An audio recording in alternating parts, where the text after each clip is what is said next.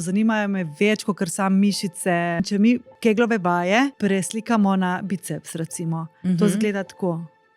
Enim pač doživijo to puberteto, pa jih malo meče, no mene je vrglo. Mene so dejansko dali tako, izolirali so me od drugih, ker pač nisem mogla spati in sem težila drugim otrokom. Pač, ko gledam nazaj, je bilo vse tako povezano, od ljudi do izkušenj, do teh situacij.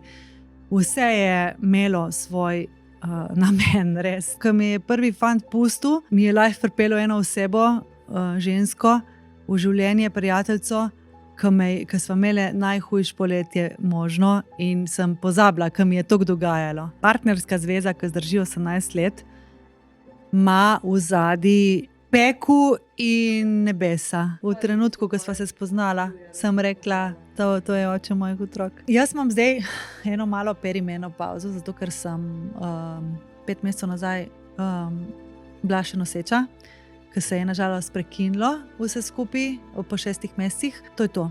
To je zdaj konc nuše, to je konc nekega mojega lajfa.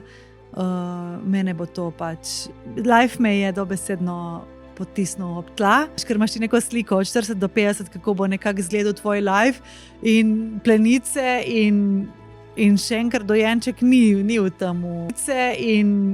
In še enkrat dojenček ni v temu, v tej sliki. Jaz sem pa vsakmu, ki je imel 5 minut pa željo poslušati, sem mu tam govorila in se mi zdi, da me je to zdravilo. In sem se zredila.